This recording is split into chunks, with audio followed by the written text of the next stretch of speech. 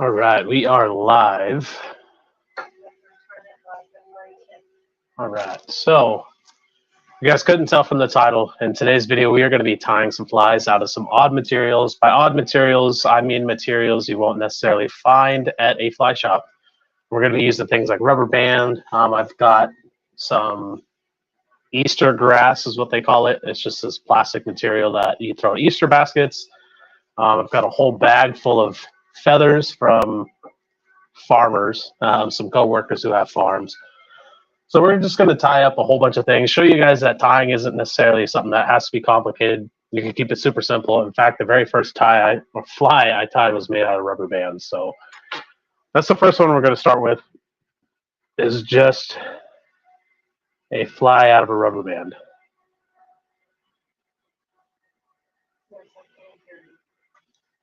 Huh? Good deal. All right. And as you guys pop in and out, if you could do me a favor, just share this live on your socials. Love to get plenty of people in here.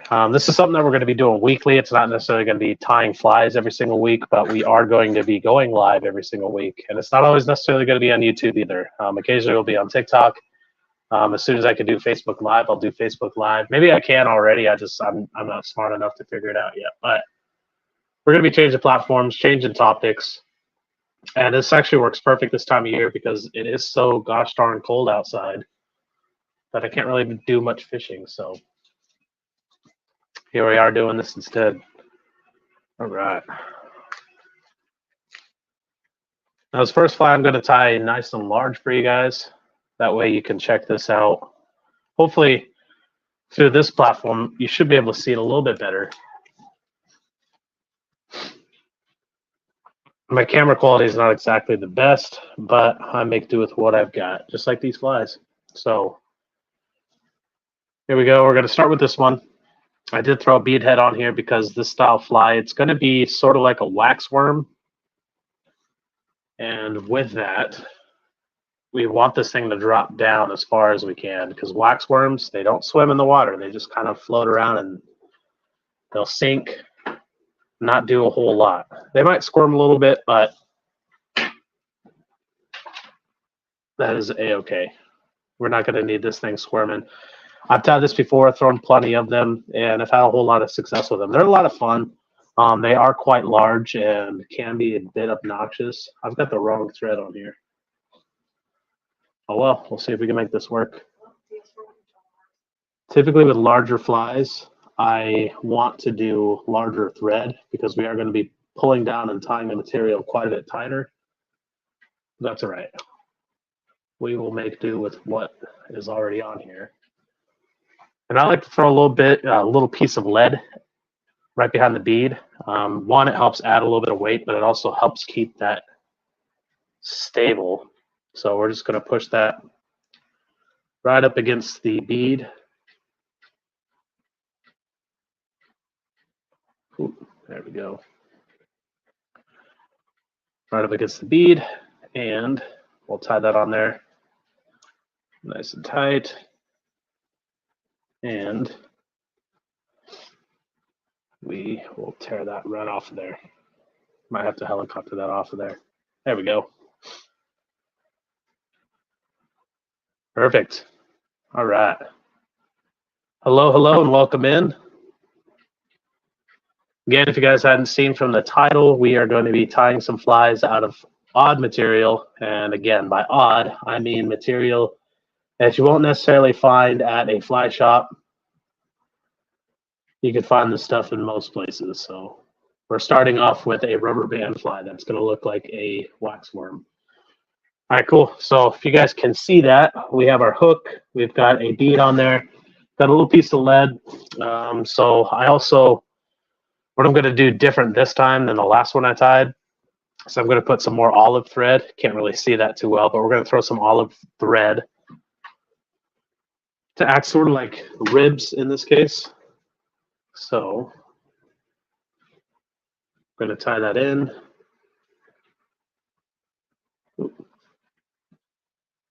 There we go. And I had a few ideas with this fly and ways I could change it up. So we're going to experiment with it today. There we go. And I am going well into the bend, which you don't always, in fact, most of the time, most of the flies I tie, you don't go into the bend all that much. This particular pattern we are, so no sweat there. Okay. And then since we do want to add some bulk on here, we're going to come almost to the head of the fly, pretty much where that lead popped out of there. And here we are. We're going to throw on this rubber band. I cut it at an angle because that's going to be our tie-in point. Just throw it right down onto our hook here. Pull it tight. As soon as you get a few wraps around there, we're going to continue to pull it tight until we go all the way down the body, where we're going to want to start wrapping this around, which right here should work pretty well. All right. We're going to focus on cleaning everything up, bring it all down, and I'm going to add a particular type of thorax on here, so I'm not going all the way back up to the head. I'm about one bead length away from the front of the fly. So what we're going to do here is we're going to pull this rubber band. Luckily, it is a rubber band, so we'll just pull that nice and tight, and we're going to wrap that around the hook. And actually, before I do that, I tend to get a little too crazy here, so I'm just going to tie a couple knots just in case we drop everything. At least we're not going to have to start all the way over. We'll just have to start from where I tied these knots in at. So there we go. Have our knots tied in, and we're going to start wrapping this rubber band around the hook. Feel free to, I tend to take my time here. I want everything to look pretty nice and on there pretty evenly. There we go. Keeping tension on there as we're wrapping around. There we go.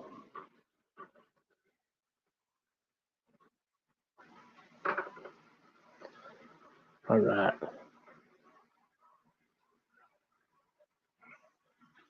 Awesome. So I'm going to be adding a thorax and some legs to this guy, which I don't normally do on this pattern. So like I said, we're going to experiment this time around.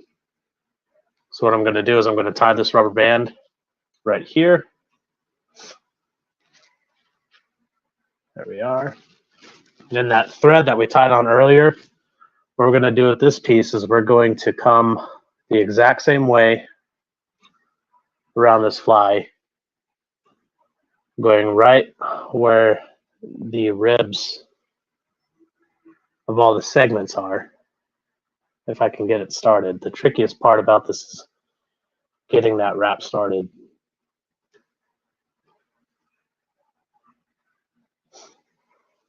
And if I can't, then what I'll do is I'll just cut it right off.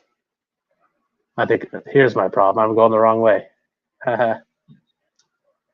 All right, try this again. Now again, as you pop in and out of the live, if you guys could, please share this out. It'll help the channel grow quite a bit. And I love doing this. I enjoy tying flies. I love doing it live. I love chatting with you guys. So if you share this out, let your friends and family know to come check it out. They don't have to stay the whole time. They are more than welcome to if they want, but just share this out. And maybe one of these days we'll actually do a live tying session with other people. Have you guys hop on and join and just tie flies together, have a good old time. But there we go. I'm happy with how that came out. All right, so we'll cut that last little bit off of there. Take a few wraps around just to hold it in place. Cool. Let's bring that rubber band back. We're going to tie it in place there. We're going to add some bulk here. So what I'm going to do is I'm going to pull this rubber band back, There we go.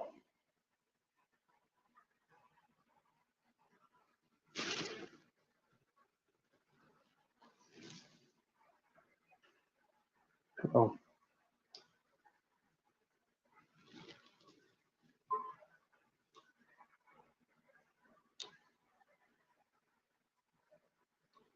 All right, so that's kind of sticking out of the way. Sticking out of the way enough for me. So now what I'm going to do with this next section, I still have some leftover rabbit fur in this bag here. So we're going to tie a dubbing body or dubbing thorax onto this fly. And this is from our pet rabbit. Her name is Miss Waffles McGee. She's a good little rabbit. All right. Take our thread right into position there.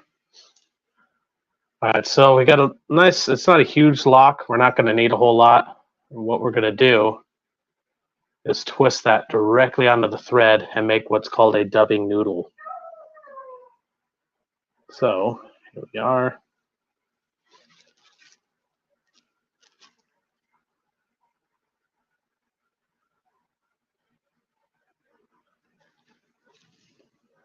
Okay.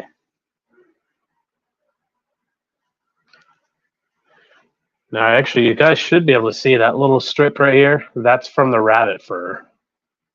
And now that it's twisted on there, we're going to wrap that right around the fly, continuing on upward. There we go. Perfect. Right underneath. That's going to add a bit of bulk, which is what we're going to want, and it'll help on the very last step once we bring this rubber band forward. That's a little off center.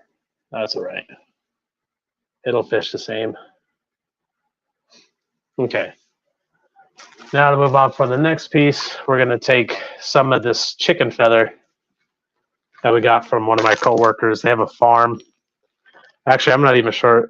Yeah, I know for a fact not all this is chicken, but plenty of really good feathers in here. We're going to be using that piece. So we're going to just add some legs right onto the front, right behind the beads before we tie this off. Add some glue to give it a nice shiny finish. Ooh. Now we got feathers everywhere. All right. Yes. Making a mess right after we cleaned. That's how I do things. All right. So we got this nice piece of feather here. The end right there is what we're looking for. So what I'm going to do is I'm going to take off all these fuzzy bits. Just peel them right off the feather.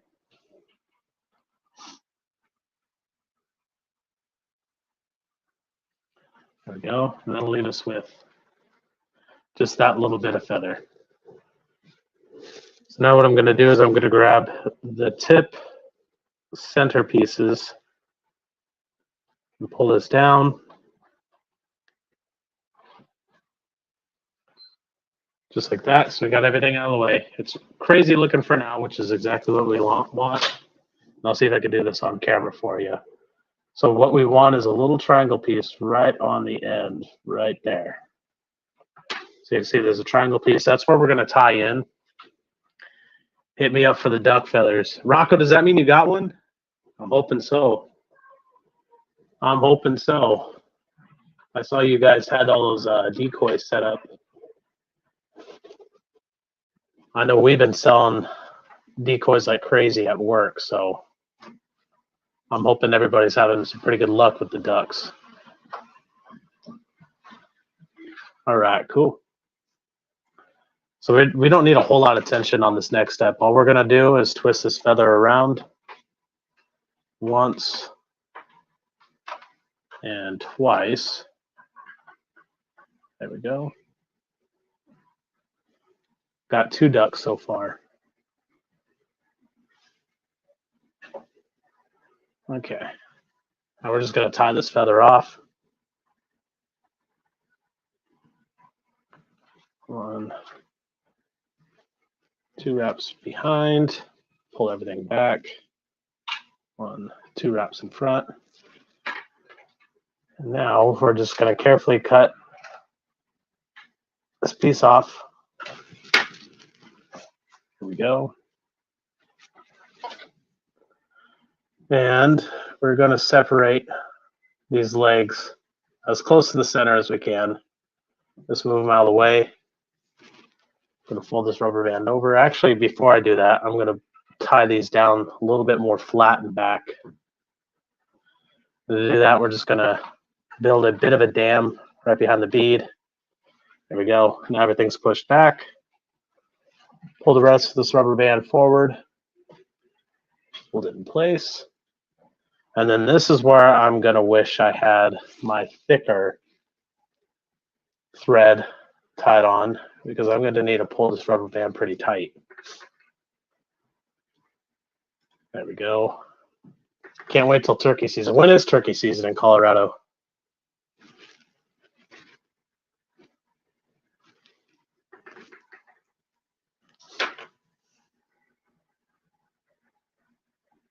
There we go. Got that nice and close.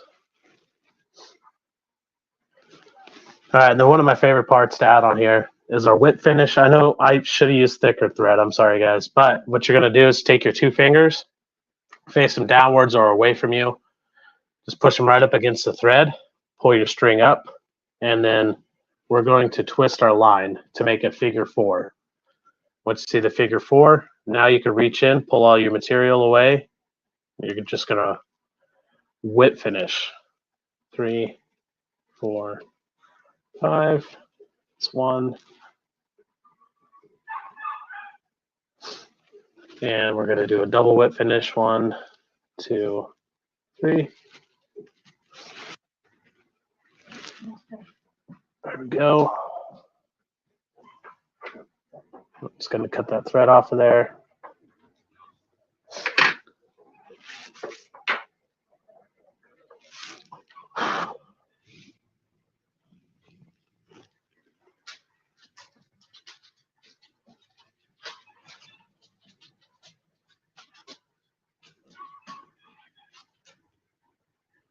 Cool. All right, so this is how our fly ended up. Show you guys. It's a little blurry, I know. I don't have the best camera, but this is all tied out of the material outside of the hook and the bead and the thread. I spent $0 on this material. We have rubber band. We have feathers that I found from, not found, but I got from a coworker with some chickens. There goes my dog barking. Came out pretty good, and I've caught a whole lot of fish on that one. I've never added the legs on there. I just kind of wanted to experiment, so maybe we'll do another one without the legs just to show you guys. And how quick you can tie that up is pretty simple. Now, while I get the hook ready, just a reminder, so if you guys couldn't tell from the title of this video, we are going to be tying some flies out of odd materials. By odd materials, these are going to be things that you can buy in places other than a fly shop. From where I live, the nearest fly shop is it's probably about an hour away, so I don't exactly have great access to fly tying materials.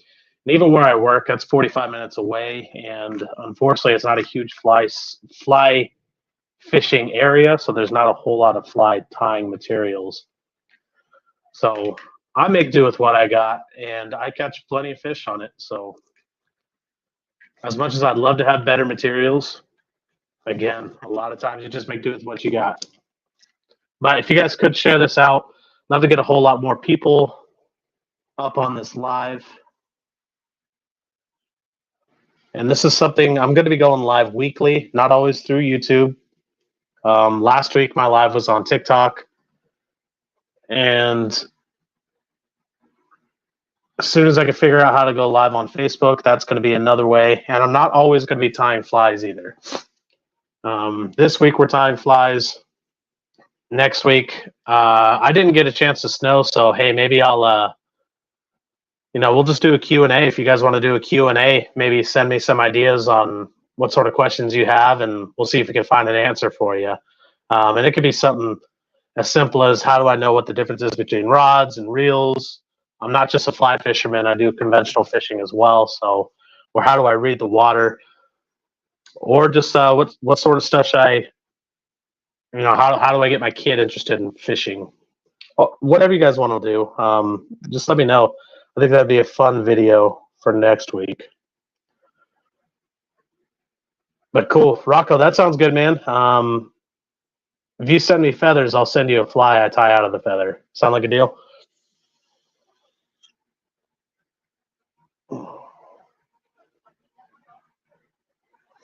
Oh, actually, I showed this trick last week. I'll show it again this week.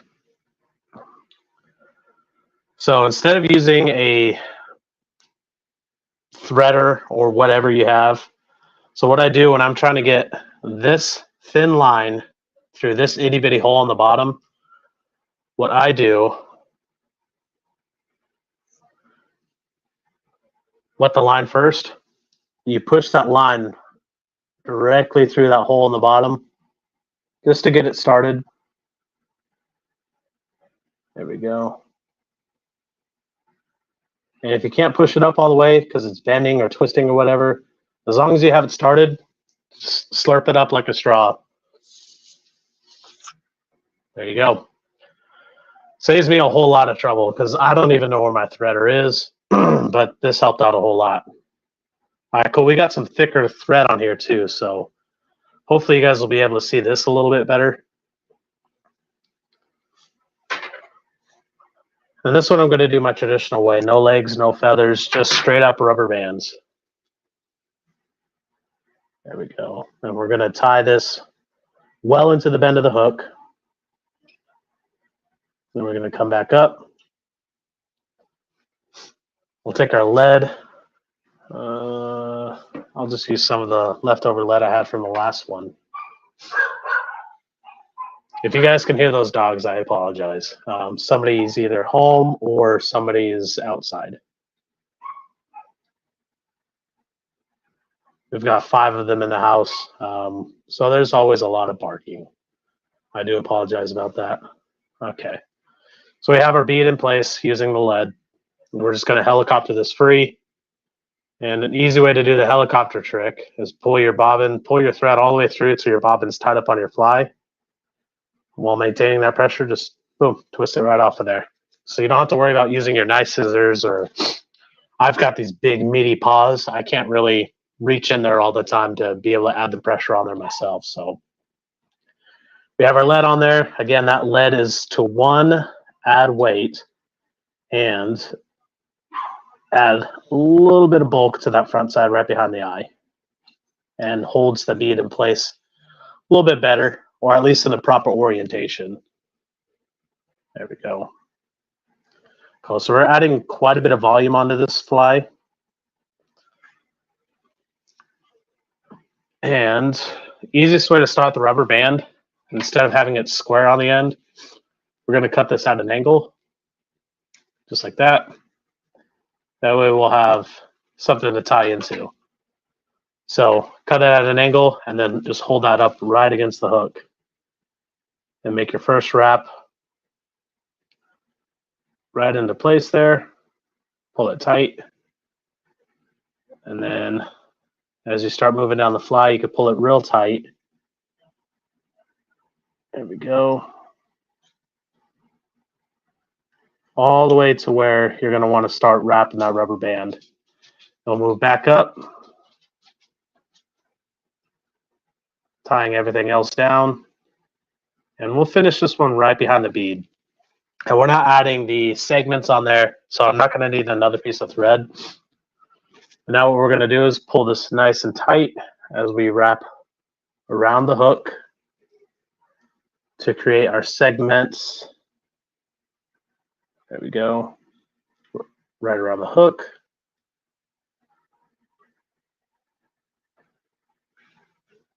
There we go. And with the rubber band, I like to do like half on, half off.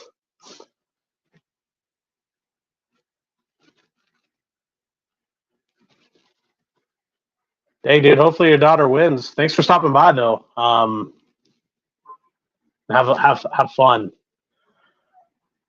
I know. I can't wait till Riku actually. He says he wants to do all these sports, but he can't. He can't make up his mind on what he wants to do. So hopefully soon enough, we'll be right alongside you, taking the kiddos to games. So, all right, there we go. All right.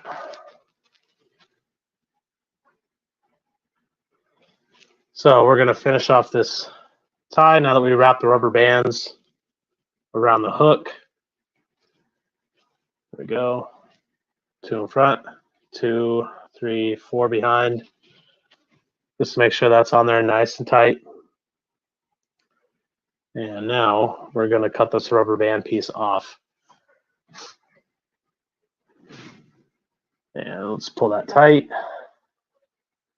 We're going to cut it as close as we can without cutting our thread. There we go. What's up, brother? How you doing? All right. 1, 2, 3, 4, 5. And we'll do another 1, 2, 3. Doesn't have to be complicated. I'm going to pull that tight.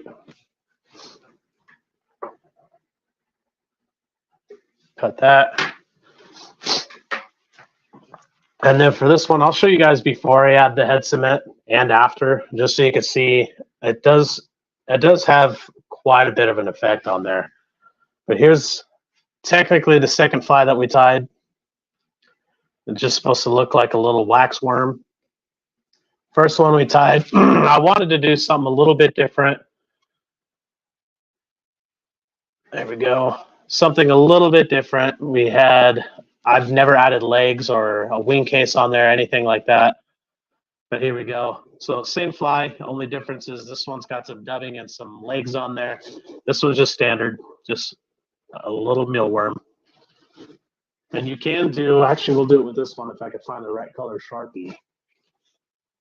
There we go. Ooh, is that red or is that black? That's red. Oh, well, maybe I don't have one in here. I have one red Sharpie.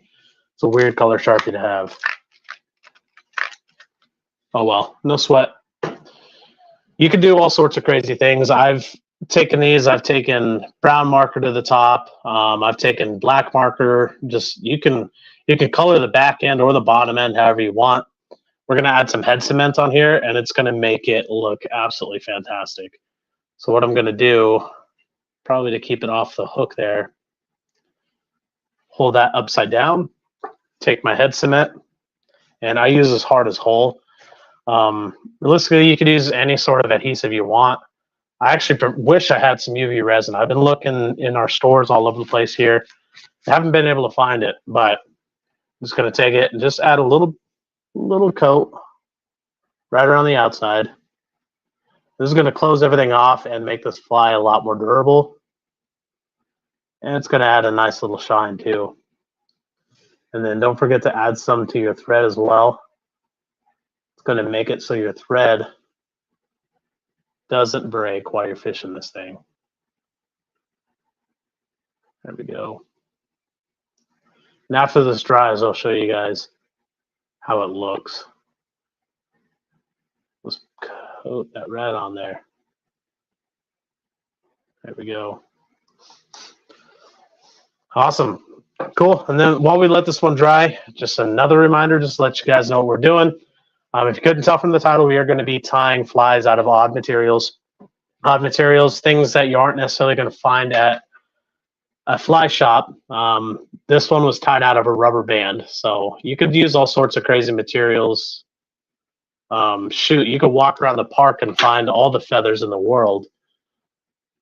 Just pick them up and don't stick them in your mouth. But you just pick them up and there you go. You've got all sorts of different flies you can tie with that. I'm going to leave that guy sitting out to dry. In fact, I'm probably going to put it on something else. I don't want it to glue and stick to that container. So we're going to stick that right there. That hook. There we go. All right, cool. So After that dries, I'll show you guys how that looks. I'm going to set this fly off to the side as well. Now, something else that you can find in a whole lot of different places is just some yarn, some thread. And actually, I like to use this, what we call chartreuse yarn. I like to use quite a bit of this stuff. And we don't use one whole piece. What we do is we separate the different strands that make up the yarn. You can see I've already done so with a few of these. We only need one thread, one little section of this. So I'm just gonna pick off, we'll probably do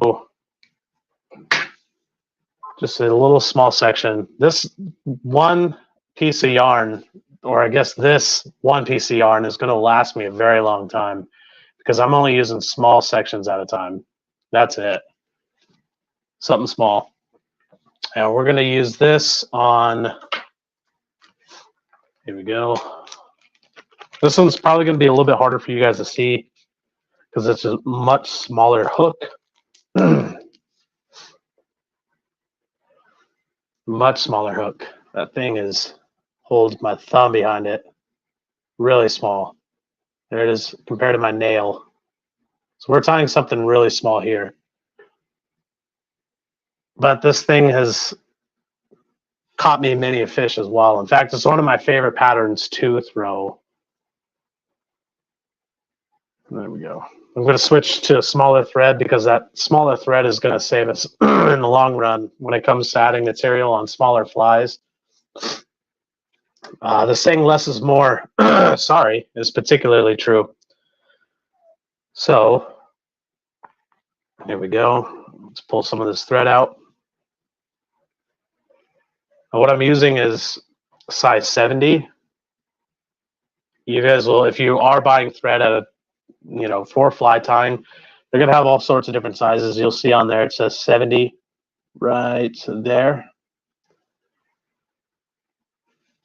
I think it has something to do with how many fibers make up the one strand. It's kind of like sheet or thread counts on a sheet. Your 120 is going to be thicker, and that's what we were using on the last fly. So benefit of using the thinner line, again, it's going to keep everything else thinner on your fly as well. On these smaller flies, it's pretty important to keep everything together. You're not trying to make it huge and bulky necessarily. Sometimes you do want to, but in this particular case, we're trying to keep everything thin and small.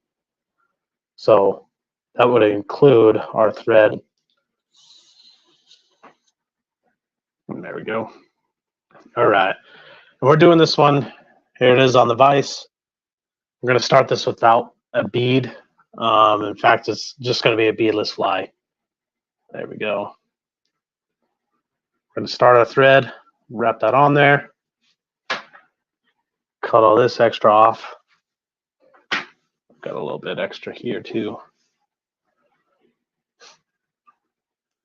There we go. We're going to tie, we're not going into the bend of the hook. We're going to go right before the bend of the hook on this one. So right there, I've tied it all the way to this part. You guys, I'm acting like you can see, you probably can't, but there we go. We're going to add some bulk on there. We're going to add a tapered body. So we're going to take a few wraps around that hook just to give us a kind of profile we're looking for. Cool. There we go. Now to pick out another feather possibly that we're going to use for the tail. And now what I'm looking for is that last one was pretty feathery, if you will. I know they're all feathers, but that one was a fluffy feather. What I'm looking for now is something a little more firm. I see one right here. There we go. There we go. Okay. Now this whole bag of feathers I got from a coworker who has a whole bunch of chickens, so they've got a whole bunch of feathers. And they kept some in a Ziploc bag for me and said, here, tie away. So I lucked out, got this, but you can use, gosh, there's a whole lot of things that have feathers in it. There's still feather pillows. You could get like a feather duster. That's feathers. So you can use the feathers off of there. There's all sorts of different ways to access feathers. They don't always have to be really the higher quality of the feathers, the better off you are. But it's really going to depend on your access to finding good materials, along with how much you're willing to spend on those feathers.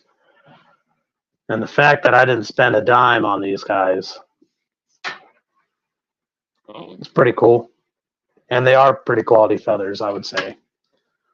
So we're not using a whole lot. We're using just a few strands from this feather because all this is going to be is our tail here. And what we're going to do is we're going to measure out. You guys can't see what I'm doing, but we have our eye here. The end of the hook is right here.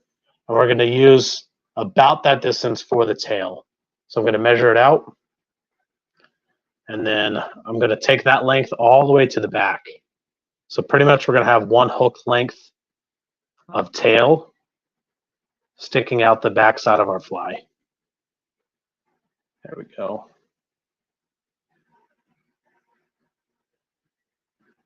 Now, I don't always add tails on these either, so feel free to experiment with that. But in this one, I kind of just wanted to use some of the materials that I had.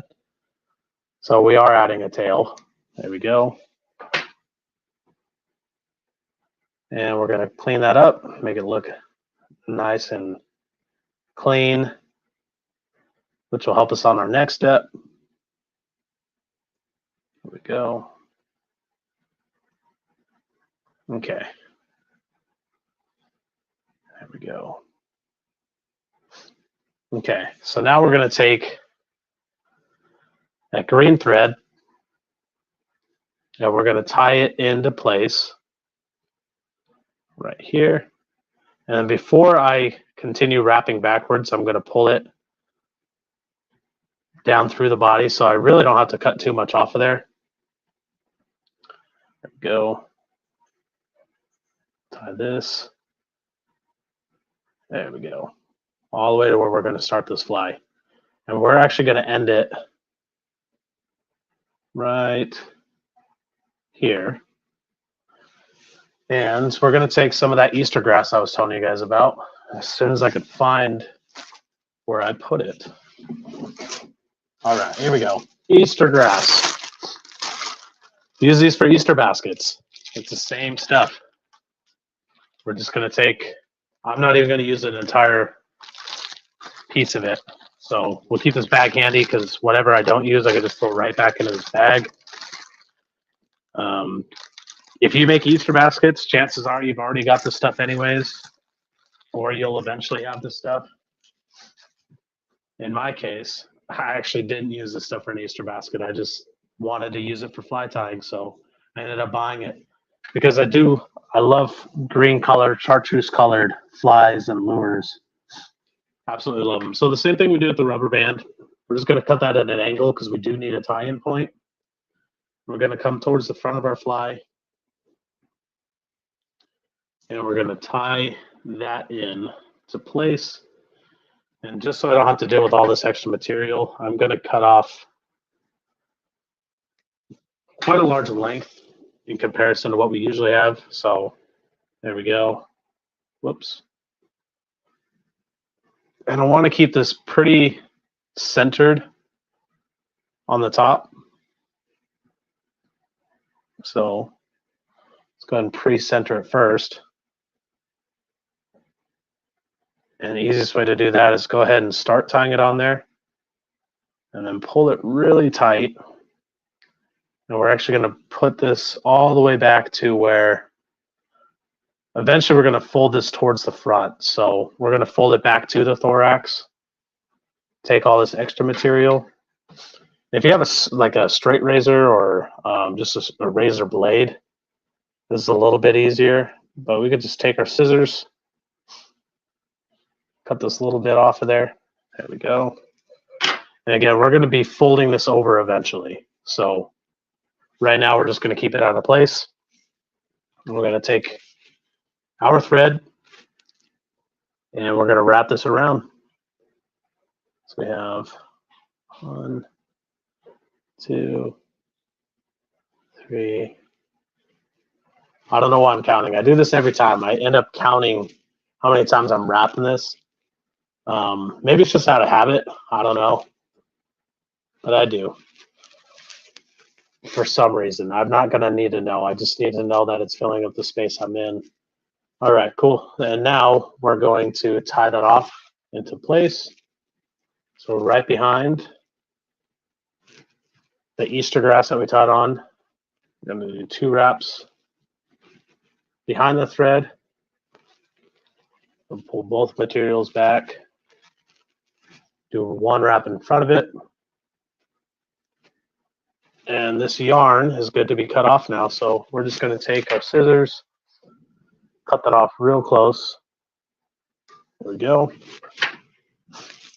And we'll keep, see, I still have a long section of this. I didn't use very much of it. So that's one of the benefits of tying smaller flies is you end up with a really good product for very little materials. Cool. And now, what I mentioned earlier about the feather dusters, they have a really cool feather on there, which I keep saying I want to buy a feather duster just so I can get this feather. But I didn't. Instead, I have peacock herl. What you're going to find on your feather dusters, a lot of them are going to be ostrich herl, which is going to be essentially the same thing as a peacock, except it's ostrich. And it'll work the same way. It's going to be a different color. But what I'm going to do on this fly is I'm going to just tie in a few pieces. But remember, instead of peacock, you could use ostrich. And that feather dust will take you a long way. What I do like about this ostrich herl is it's not very expensive. But golly, that's a lot of herl, especially considering that's what we use.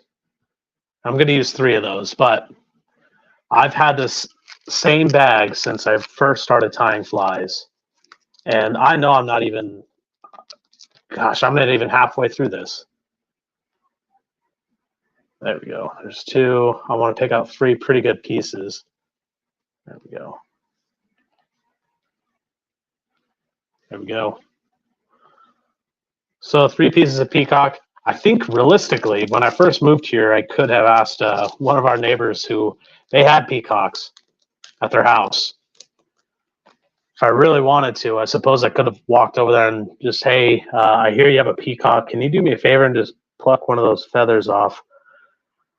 I would love to use that for a fly, but I pretty much haven't heard that peacock since the first year we were here. We heard them up until 4th of July.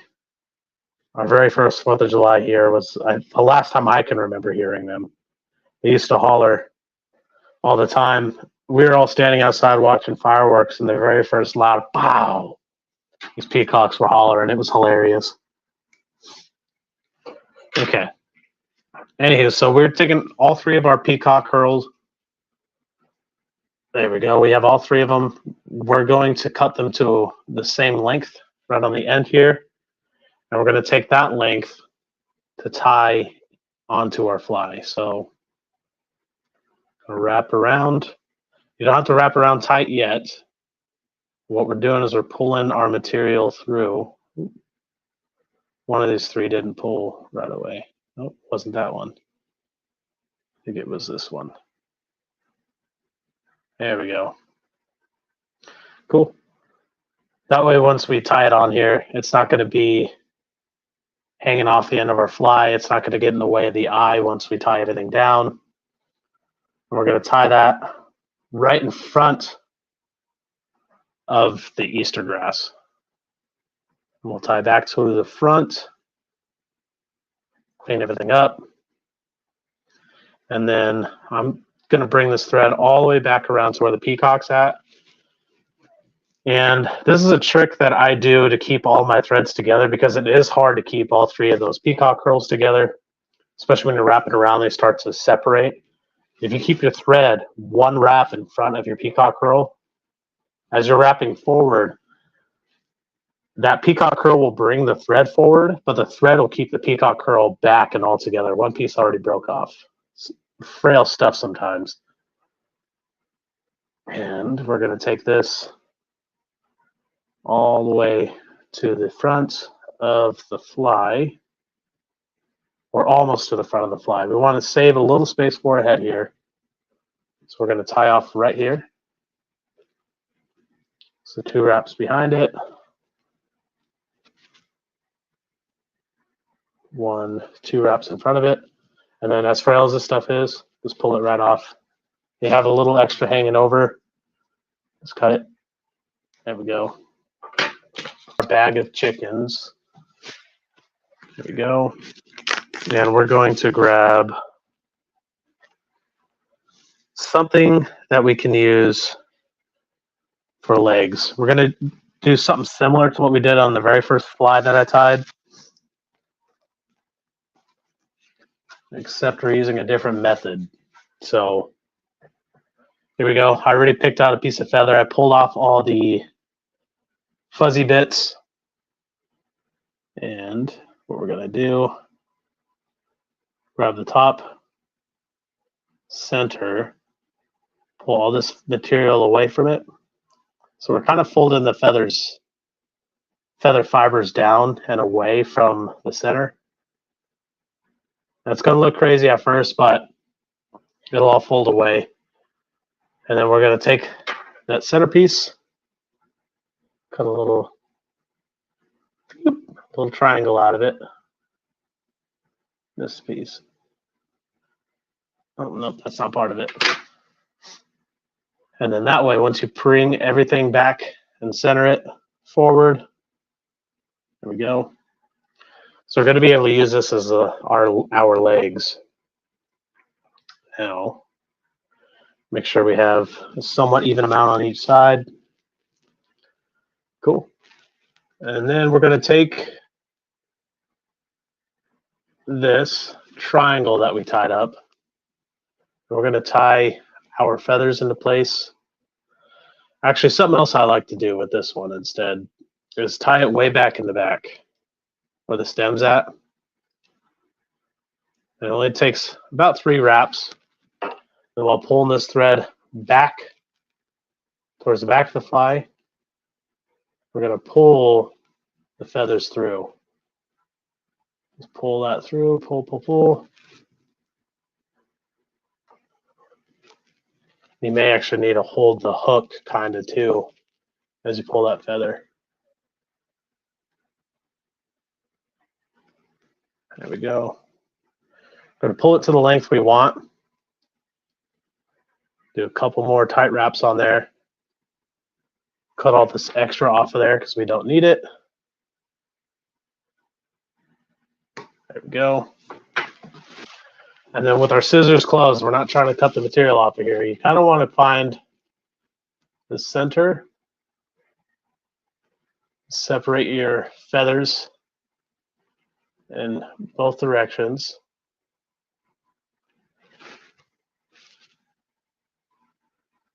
There we go. Just enough so that when you fold this over, there we go. It's going to pull those legs down and into place. So now, if we took our Easter grass, we're folding it into the center and pushing down. And once we do that, we're just going to finish this fly off. We're going to tie it.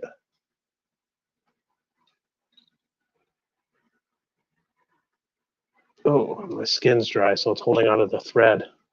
Darn, that's what I was afraid of. Okay, we're going to repeat that last step.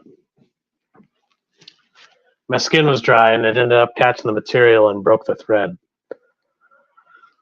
And it's one of the downfalls to having such thin thread and such dry hands is it'll catch on your skin.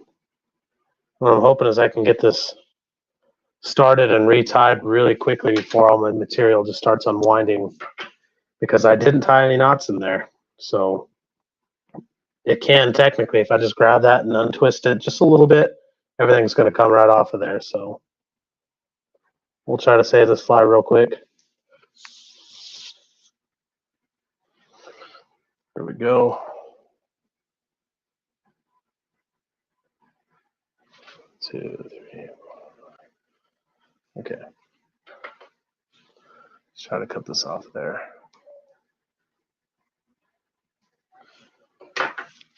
Dang, I was happy with how that feather came out too.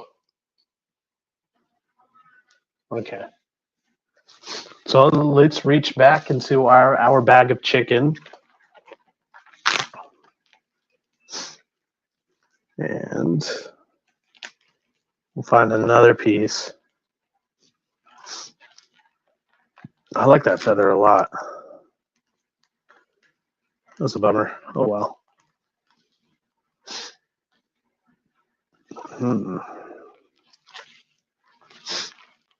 There's some nice looking feathers in here. There we go. There we go.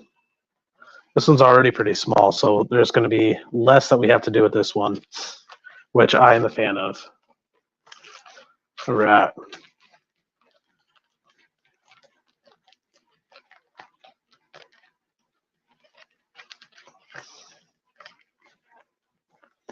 Okay.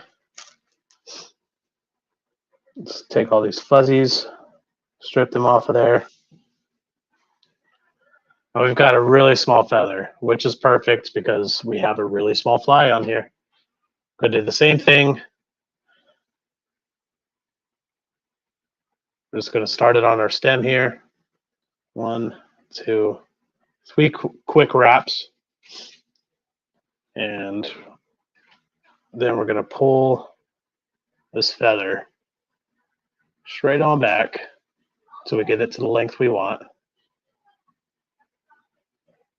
which right there is perfect. 2 pretty tight wraps right behind. I'm going to cut these off of there. Being very careful not to cut our thread. Going to clean up the space around the eyes too. There we go.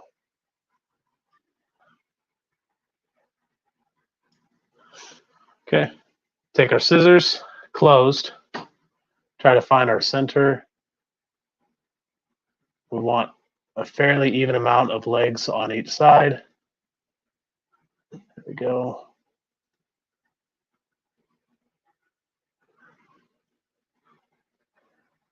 We're going to bring our Easter grass forward and down, which will bring your legs back as well. Okay, let's try this again. Keep our fingers out of the way this time. Perfect. Perfect, perfect, perfect. Okay. Got peacock stuck to my shirt.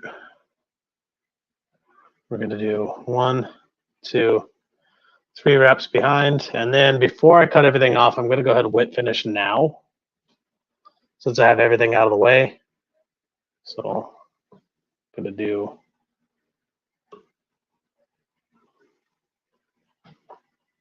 several wraps here. I was stuck to my dry skin again. There we go. And then we're going to do 3, 2, 3. Pull that tight. Cool. And we're just going to cut it free.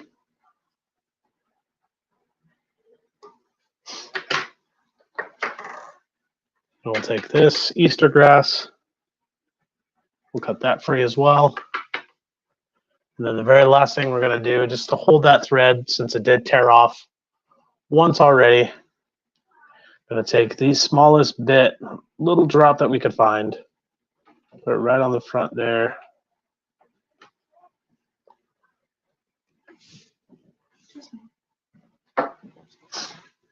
And we're just going to let that dry. I'll probably take this leftover lead here. I don't want this boiling out and falling over the eye of the hook. So I'm actually going to take this and coat it back a little bit over our Easter grass.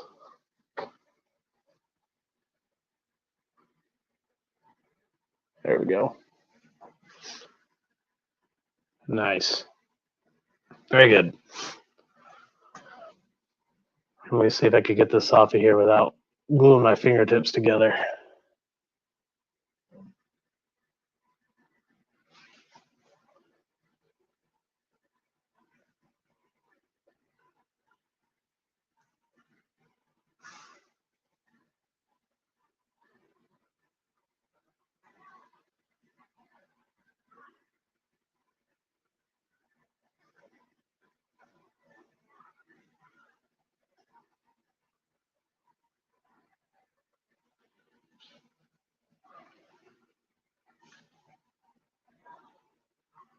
Nice. Okay, so that's how this one came out. There we go. Nice and buggy. I like the colors there. I've caught many fish on this one as well. I think fly fishing can be complicated, but it doesn't have to be. You can keep it super simple. I know that's pretty tough to see. I can't really get my camera to focus in any further, but as we've got here, I will post pictures of all these on all of the socials as well, so you guys could check them out. So let me show you, speaking of having these things tied up, this other guy should be dry now. Yeah, it's dry. So switch places. This guy over here. Ted, what's going on, man? Just about to wrap things up here, actually. All right. So here's our first one that we tied using rubber bands. No, technically our second one. Our first one was an experiment using rubber bands, and I switched things up from what I normally do and added some long, crazy hair or legs onto this fly. This is rubber bands, some feathers that I used from chickens that a coworker had, and I added some more olive thread in there just to give it different segments. Then we have our rubber band, which I just showed you guys, and we do have that clear coat on there, so you can see it's nice and shiny, super durable. The thing's hard as a rock now. And then this last one we tied out, it's going to be hard to see.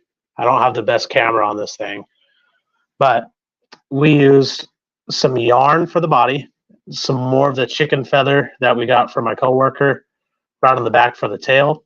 And then we used a different chicken feather for the legs there, and we used this Easter grass that I used to stock up on Easter baskets right there for the wing case. So you don't have to use all sorts of crazy materials. You don't even have to use hard to find materials. All the stuff is super easy to find. Rubber bands, most of them you get on accident. Everything else, I mean, gosh, Dollar Tree, craft stores, wherever you want. I even got something else in here I'll show you guys that I'll probably use here in the future. Where's that?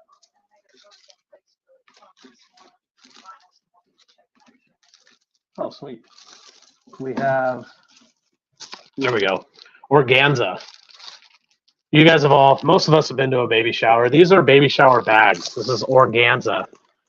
Using the organza, if you have a wing burner or if you're pretty crafty with scissors, these are just little bags. They're mesh bags, but they make fantastic wings on your dry flies, especially if you cut them in the right shape.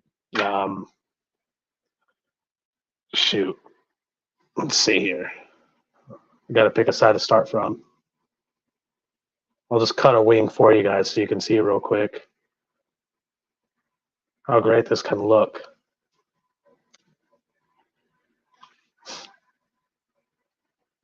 I just dropped it. I cut a really great piece and I lost it. That's what happens. That's what happens. But Ted, no worries, man. No worries. I kind of announced it somewhat late. I think I announced it today or maybe yesterday. But we're going to start doing this every single Thursday, and it's not always going to be fly tying. Occasionally, we're just going to be talking about fishing, or we're going to do Q&As. We're going to do all sorts of different topics. There we go. Here's the wings using organza. These are bags that you find at Dollar Tree using these little goodie bags that they always throw your goodies in, and you use very few materials, so it's fantastic. We may tie up one or two more. Just gotta figure. You know what? Let's tie a streamer, something that you guys can see, and clean up my working area real quick. One of the benefits of where I work and the people I know is I am spoiled with my furs and my feathers. So I'm going to show you guys a way to use bucktails if you guys are hunters. I have some bucktail that's been soaking in borax in this bag. I've been wanting to use for a while. Right now is the best time. Perfect time. I'm just going to need a streamer hook. I hadn't grabbed this beforehand because I wasn't exactly planning on making a streamer, but why not? We're going to do it up. And then I'm going to get some craft fur out of my box as well. If you guys want to know a cheap and easy way to get some craft fur, stuffed animals. Lots of stuffed animals, they use that craft fur. That is the exact same thing that they put on those stuffed animals. It's fur. It's fake fur, artificial fur. They use it for animals. And instead of making a mess, I'm going to grab another piece of bucktail that is already prepped and ready. And let's see. We'll use a stinger hook here.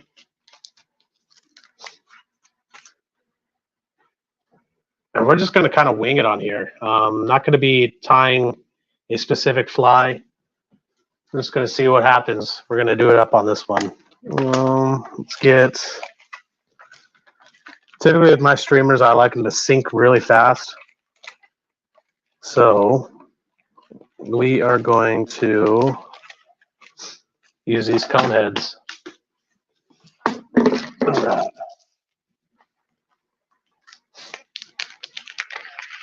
Now, for you guys just now joining in, as I'm getting all this ready, I'll just explain again what we're doing here. So if you couldn't tell from the title, we are going to be tying some flies out of quote-unquote odd materials. These are things that you may not necessarily find at a tackle shop or a fly shop. These are things that a lot of it you just kind of happen upon in your life, and we're putting them to use. The very first two flies I tied were tied out of rubber bands. The very first fly I ever tied personally was out of rubber bands. So I've caught many, many, many flies on it too. I've even caught some catfish on my fly rod because of that. It works. They work. All these flies, everything that I've tied today, I have used in the past, and I've caught some pretty good fish on them. So you don't have to spend crazy amounts of money on some materials. Let me switch this thread out too. But that's the whole point of this live, is just to show you guys you can tie with what you got. Rocco had mentioned before, sometimes all you do is just take a walk around the park and you can find all the materials you need laying on the ground, which is true. We have a lot of parks here with some bird feeders, so there's all sorts of feathers hanging around. Realistically, with the right epoxy or the right resin, you could even use pebbles that you find on the ground and make a rock or stone fly out of it. Okay. Cut that to an end. And I'll show this trick again if you don't have a threader. Just wet that line, stick it right through the bottom there, and instead of pushing it all the way up and hoping it goes through, just like a straw. There we go. Oops, my bead head fell back. Let's get that up there first. Okay, so we're going to tie our thread onto the hook here, just so you don't have to worry about that. Take some of our lead. and put that right behind the bead eye. Tie that into place. So we're using a good amount of that lead. It's not even lead, it's lead-free wire. So we're going to use that to kind of keep our bead more in place there. There we go. We're going to helicopter that away.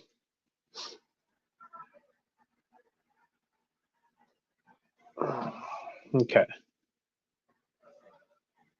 And then we're going to take this thread and we're going to wrap all the way to the back of our fly here. Right to the bend. We're going to be tying up, we'll do a bait fish for this one. And we'll use some of the bucktail, which I hadn't grabbed yet. Let me grab the bucktail. I'm going to have to throw this one out.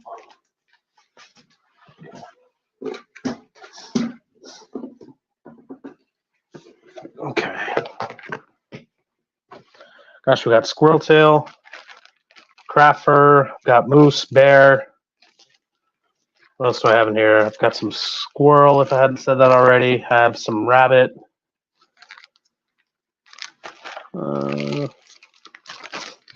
Let's tie out of this white bucktail and red bucktail. I wanted to use the bucktail that my buddy gave me, but I hadn't prepped that yet, so it's not. It'd be a huge mess to take that out of the bag. So we're just going to use what we've already got. And to be fair, all this stuff was a gift to me anyway, so I didn't spend much money on this material. And actually, we'll take the craft fur out while we got it. Okay, how do we want to do this? Let's see.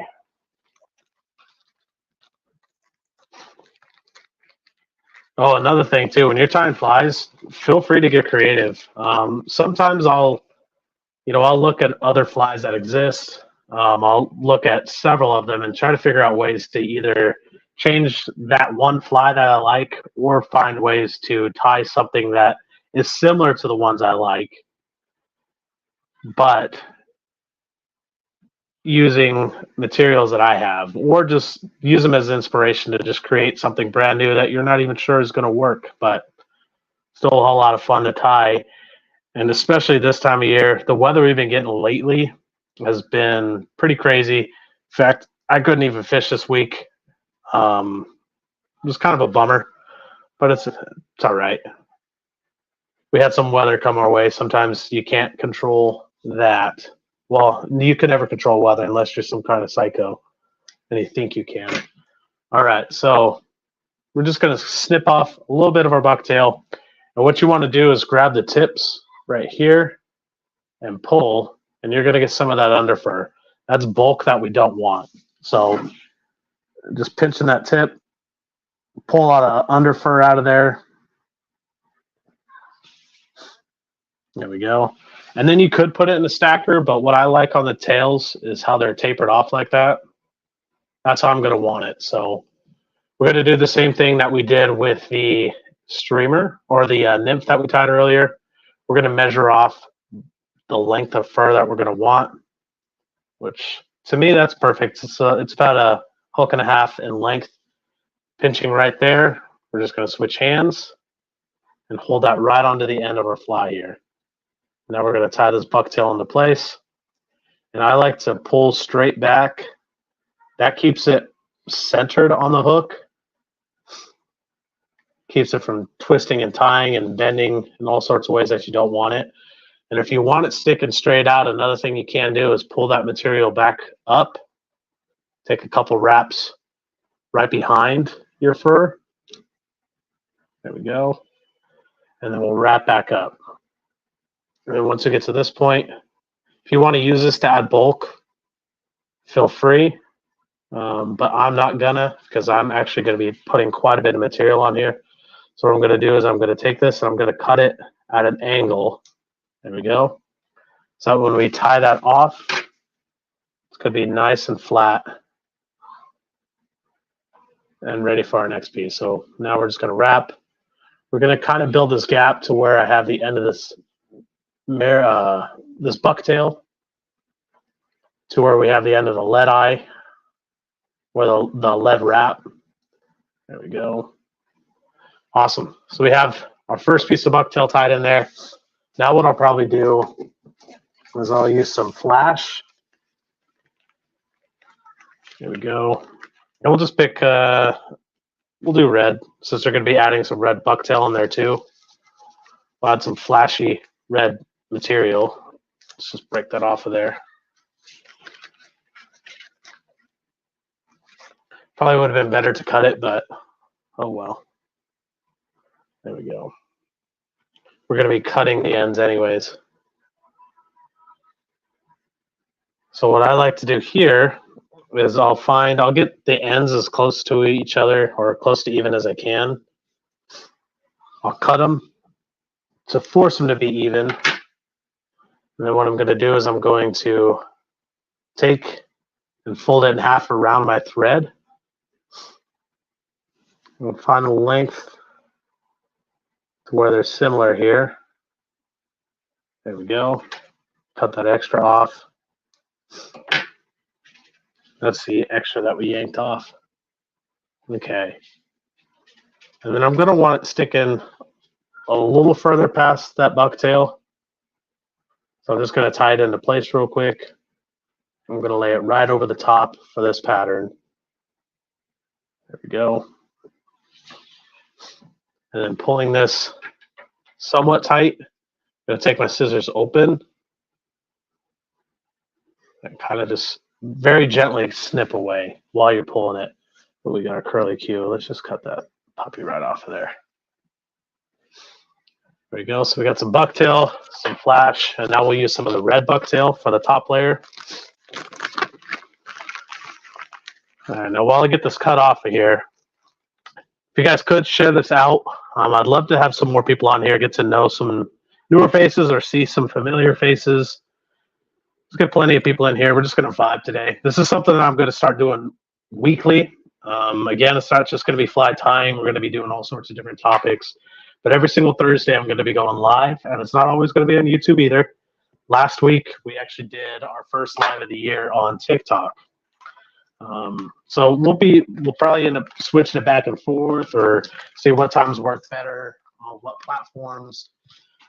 We'll end up trying out Facebook Live once I'm smart enough to figure out how that works. I've never done Facebook Live before, so I'm sure it's not too different from what I'm doing. And in fact, I'm sure through StreamYard, I could do it on Facebook Live as well.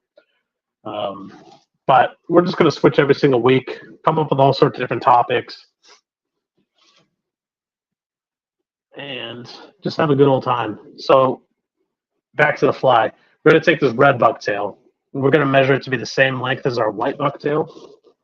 So right here, we're going to tie that into place. And as soon as we get a couple good wraps, we're going to pull that nice and tight. Set it right on top of our flash. There we go. Cool. So the tail, we should have red bucktail, some flash, and then some white bucktail. We'll cut this away again at an angle so that once we tie everything down, it'll lay down flat. There we go. Cool. Now for the fun bits. What I'm going to do is I'm going to take this craft fur, and I'll show you guys a trick. If you want to add some bulk onto your flies, we're just going to go crazy on the colors on this one, by the way. We started with red and white, but I have all sorts of different color craft fur. A craft fur, that's something you can get from stuffed animals. You can get it from all over the place. Craft fur is not hard to come by. If you just, your kid has a stuffed animal he doesn't like anymore, a big old lion, just give it a haircut before you toss it out or donate it. There we go. We got some craft fur. We're not using a whole lot, so we're just going to cut it straight across the bottom here. And then just like we did with the bucktail, we want to pinch that end pretty tight. Pull all that under fur. You can see we'll pull that through a couple times because we're adding a whole lot of material on here. you want to try to get as much excess material out of there as you can. So now we've got our red. Just going to fold that. Measure it to length. We want it almost as long as a bucktail, but not quite. There we go. Right there is going to be perfect. So we're going to pinch right where we're going to tie in pretty tight, and then do the same thing. We're going to pull all this material that's going to be too short for where we're tying it in at. There we go. We've got some extra long pieces. Cool. And then we're going to just tie that right in on top of our hook.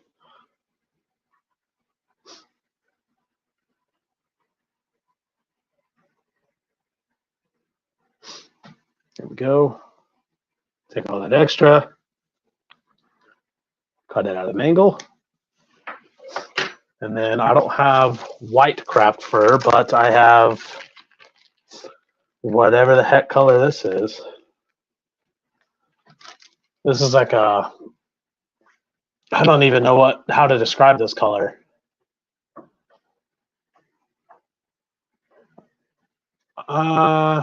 It's weird. It's like a, it's almost like a natural color, but it's not at the same time. And the one problem is I don't like the length of that fur. So actually we'll just use, let's see what we got here. There we go, that'll work. We've got some of this like olive and black fur. We'll use some of that. Tie directly in underneath. On the opposite side of where our red fur is at.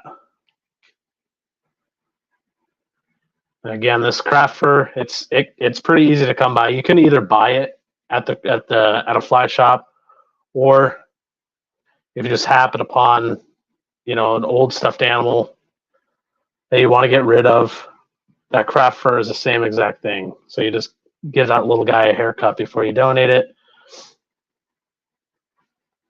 Or if you go to like a Goodwill and buy one that's already used, that's got plenty of fur on there, you could buy it, just use that same fur. There we go. All right, we're going to pull that extra material off of there. And the length on this fur isn't quite as long, so I anticipate we're going to be using the entire length. We'll measure it to be the same length as what's on top. There we go. And what we're going to do is we're actually going to come underneath this hook right here. There we go. Tie this into place.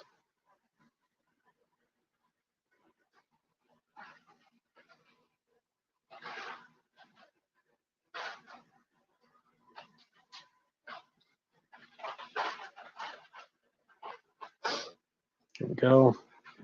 Take this extra material.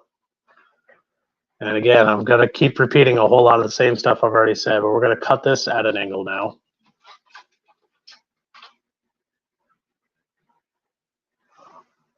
Maybe. Ooh, that's some tough fur. Cool. Come forward. We're going to come way forward now.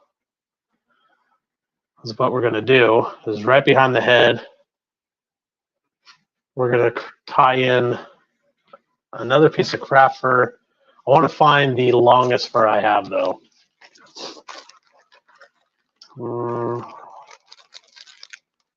Regardless of the color.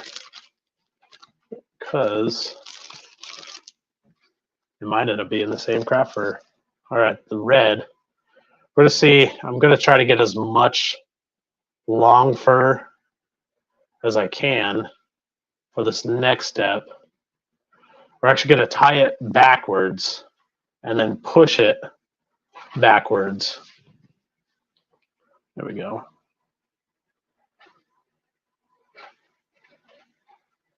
To add plenty of extra bulk on there. Man, this fur is just falling right out. Okay.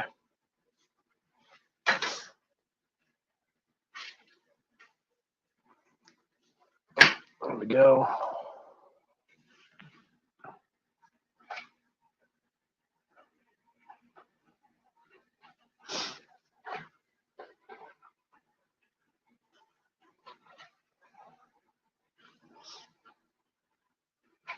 And we're not going to be overly picky about, like, we want to make sure we get the right length because we want this to be able to extend all the way back to this other fur. But the only thing we really care about when we're laying this piece on is that it ends up surrounding the hook as much as possible. So we're going to wrap it loosely first, just a couple times. We'll take this craft fur, we'll try to move it as much around the hook as we can. It's going to look a little crazy at first, but that's all right. So we'll do that. Wrap 1, 2. Cut this extra off of there because we don't need all that extra bulk.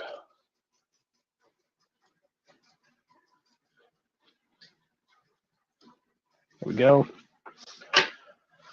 Take some more of this other color here. Oh yeah, that's gonna look good.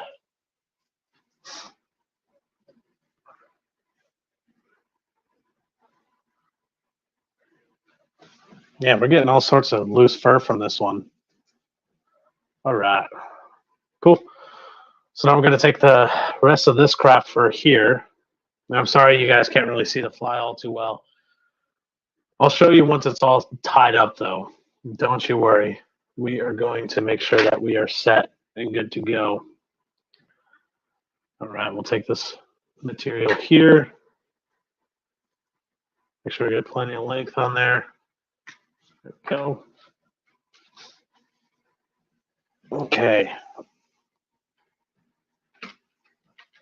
Take all that under fur out of there.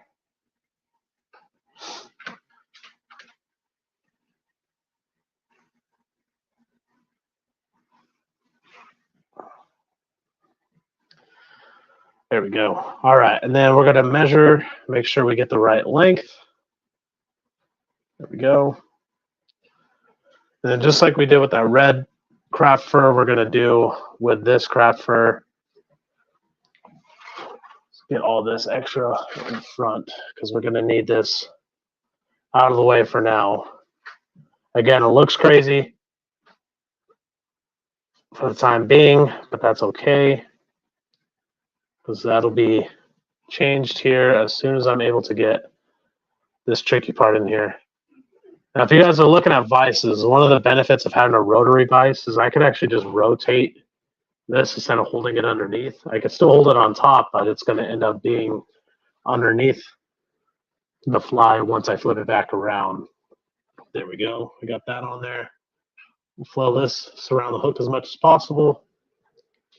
We'll take 1, 2 wraps, cut all that extra bulk off, which I didn't get as much as I did with the red fur because this fur just in general is not as long. There we go. Cool. So again, you can see this front end looks crazy right now, but now what we're going to do is if you take a straw or even just a spool of your thread, go right over that bead, push it back. There we go. It's going to add some volume onto your fly, which you'll see once I tie this off. There we go. We're going to add plenty on there. We want a dam, essentially, right in front of this craft fur.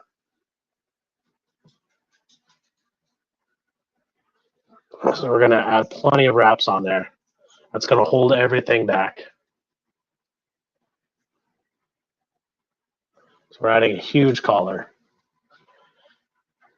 And in fact, instead of just wrapping around here, what I can do is take some dubbing material, which is going to help me add bulk a lot quicker. Yeah, that's what I'm going to do. So I'm going to grab some dubbing, give it a dubbing collar, or I could add chenille. We'll do dubbing since I didn't have the chenille already tied in there. Now, what I do with the dubbing is a question. One of the tricky things about my tying session, my tying station, is I'm not exactly the most organized guy when it comes to keeping things in shelves. I would love to build myself a nice desk that has, you know, little stations for my spools of thread, and a station for my scissors, a station for my materials. One of these days I'll have something like that. Once I have that, I will show you guys. Be more than happy to. But before I find the dubbing, I'll show you guys again what we've tied so far. This is going to be the last fly that we do for the night. But the very first one we did was a bit of an experiment. I took a modification to the very first fly I ever tied. And if you guys couldn't tell from the title of the video, again, this is tying out of materials that you can't find everywhere. Well, that you can find everywhere. Things that you may not necessarily go to a fly shop to find. So we have this fly here. It's tied out of rubber bands, or a single rubber band, and a feather that was given to me from a coworker who has a farm. Then our second one, where'd he go? Our second one is MIA. I'll have to find that before I, oh, there it is. It's underneath all my material. My second one is an exact copy of the very first fly I tied, which was tied again out of rubber bands. I didn't buy the rubber bands, you know, they were just something I had anyways. And then the very last one we tied is one of my favorites. It's a little nymph. I tied the tail. It's going to be hard for you guys to see. I don't have the best camera here. But that tail on the very back side, right here, is tied out of a chicken feather, not the whole chicken, just this feather. And then I took some yarn, just plain Jane yarn. I separated the fiber, or the two strands, and only used a single strand of it. And then I used this Easter grass that you could find around Easter, that you load up into Easter baskets when you're gifting them to the kiddos. And then the legs that are on there, the little black pieces, that is tied out of chicken feathers as well, from the same bag that was given to me from a coworker. But that's what we've tied so far. Let me grab my dubbing. I know it's around here somewhere because I just looked at it and I was like, I don't need it. And here I am needing it. You know what we're going to do? Oh, it's sitting right in front of me. Here it is. All right, so since a good portion of this fly is in red, what I'll do is I'll grab, I have this like rust colored dubbing way at the bottom of my dubbing tube here. There we go. All right. Now we just need a pinch of it. There we go. So we got this rust dubbing. We're going to pull down our thread quite a bit because we're going to need a sizable dubbing noodle. Just going to twist that dubbing right onto that.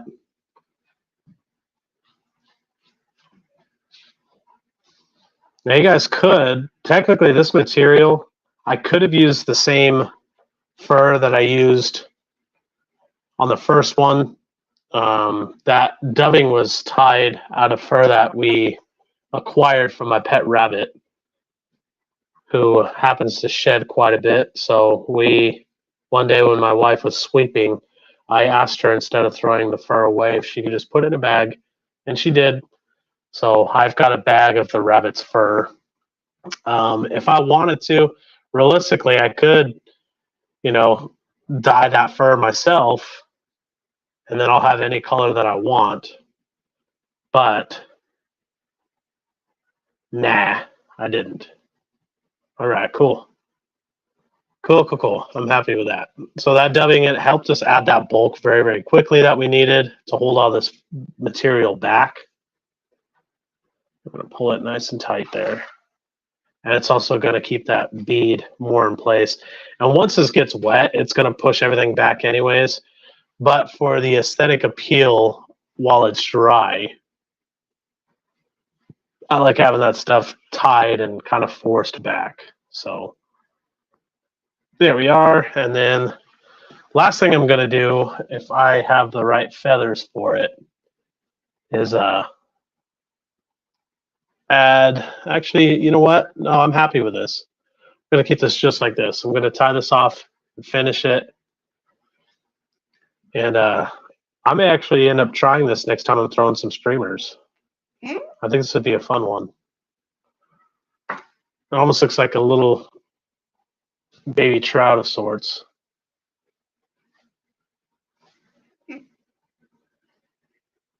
Okay, wet finish that. That's one.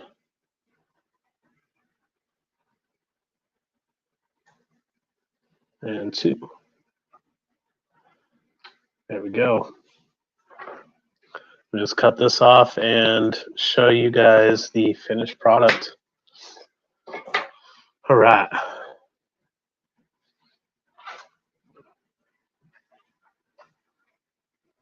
Yeah, I'm pretty happy with how this one ended up. I have to pretty it up for you guys before I show you, but there we go. This is tied out of some bucktail. We have some flash right around the tail as well. There we go. There's some crazy colors there. This would be a pretty good streamer. And I don't advise doing this, but if you're able to get your fingers wet, have like a glass of water with you, just get your fingers wet. I don't have that. This is what the thing's going to look like when it's wet and in the water. It's just like that. It'll be moving around. All this material is pretty flexible, so that tail is going to be moving quite a bit as well. There we go. I think that thing looks pretty slick. It'd be a fun streamer to throw. All right. Cool, cool, cool. Well, I think that's going to do it for tonight, guys. I do appreciate all you guys who were able to stop by and check the live out. We're going to be doing this every single week. It's not always going to be the same subject, and it's not always going to be on YouTube. It's going to be, last week it was on TikTok. I did YouTube this week. I'll probably do Facebook Live next week. And we're just going to change the subjects as often as we can or as often as we need to. And we'll just go from there. Love getting to know some new people, especially love getting to know other fishermen, other YouTubers, people who are further in their YouTube journey than I am. I love talking to those people, obviously. So, again, thanks for stopping by. Hopefully, I'll see you guys again next week. And it may not be at the same time. I'll let you guys know when we do the live, or before, rather. I don't want to let you guys know right after live, but I'll let you know beforehand when I plan on doing it and what the category is going to be. But until next time, tight lines and keep on fishing. Subscribe.